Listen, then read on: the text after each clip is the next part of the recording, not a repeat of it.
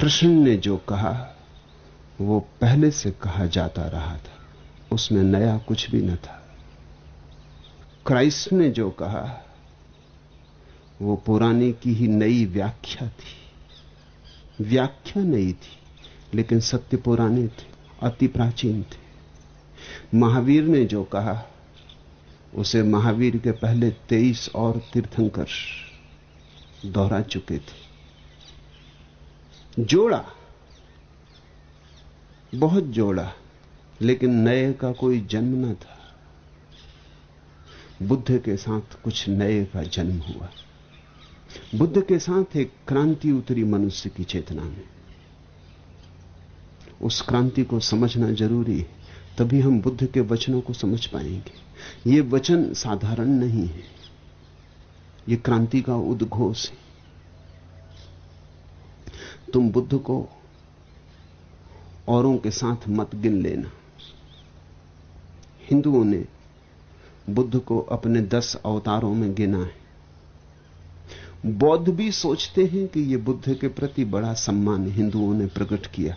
मैं नहीं सोचता, क्योंकि बुद्ध को 10 अवतारों में गिनना बुद्ध के ध्रुव तारे पर चोट करनी। बाकी जो हिंदुओं के 9 अवतार हैं, उनमें से किसी ने भी नए को कोई सूत्रपात नहीं दिया है। कोई क्रांति उनसे प्रारंभ नहीं होती। उन्होंने शाश्वत सत्य दोहराए। वे बहुमूल्य पुरुष थे, पर अनूठे नहीं। उनसे परंपरा को बल मिला, लेकिन क्रांति का जन्म नहीं हुआ। इसलिए बुद्ध को किसी 10 के साथ जोड़ना बुद्ध का अपमान है, सम्मान नहीं। बुद्ध अकेले, न उन जैसा उनके पहले है कोई, न उन जैसा उनके बाद है कोई। उनके अकेलेपन में ही उनकी खूबी है, उनकी विशिष्टता यही है। क्या क्रांति बुद्ध मनुष्य की चेतना में ले आए, समझें। पहली बात, बुद्ध के साथ धर्म ने वैज्ञानिक होने की क्षमता जुटाई। बुद्ध के साथ धर्म वैज्ञानिक हुआ। बुद्ध के साथ विज्ञान की गरिमा धर्म को मिली। इसलिए यह आकस्मिक नहीं है कि आज विज्ञान के युग में, जब राम फीके पड़ गए हैं और क्राइस्ट के पीछे चलने वाले भी औपचारिक ही क्राइस्ट का नाम लेते हैं, महावीर की पूजा भी चलती है, लेकिन बस नाम मात्र को, काम चलाओ। बुद्ध की गरिमा बढ़ती जाती। जैसे जैसे विज्ञान प्रतिष्ठित हुआ है मनुष्य के आंखों में, वैसे वैसे बुद्ध की गरिमा बढ़ती गई है। बुद्ध की गरिमा एक क्षण को भी घटी नहीं। और तो सत्पुरुष पुराने पड़ गए मालूम पड़ते हैं। बुद्ध ऐसा लगता है कि अब उनका युग आया, या शायद अभी भी नहीं आया है, आने वाला है। पगध्वनि सुनाई पड़ती है कि बुद्ध का युग करीब आ रहा है।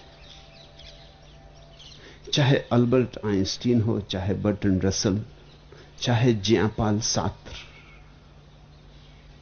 चाहे कार्ल जैस्पर्स, पश्चिम के बड़े से बड़े विचारक भी, जो क्राइस्ट के सामने झुकने में बेचैनी अनुभव करते हैं, उनके सिर भी बुद्ध के सामने झुक जाते हैं। बर्ट्रैंड रसल ने लिखा है कि मैं ईसाई घर में पैदा हुआ और ईसाई धारणा में पाला पोसा गया, लेकिन उससे मैंने छुटकारा पा लिया। एक बड़ी अनूठी किताब लिखी है, why I am not a Christian, मैं ईसाई क्यों नहीं हूं, और सारे तर्क दिए हैं कि जीसस का व्यक्तित्व अवैज्ञानिक है, इसलिए मैं ईसाई नहीं हो सकता। लेकिन बर्ट्रैंड रसल ने भी कहा बुद्ध के साथ बात कुछ और है। बुद्ध को इंकार करना मुश्किल है, क्योंकि बुद्ध ने अवैज्ञानिक कोई बात ही नहीं कही। बुद्ध ने एक शब्द नहीं उच्चारा जिसे तुम तर्क से खंडित कर सको। बुद्ध ने एक बात नहीं कही जो बुद्धि की कसौटी पर खरी ना उतरती।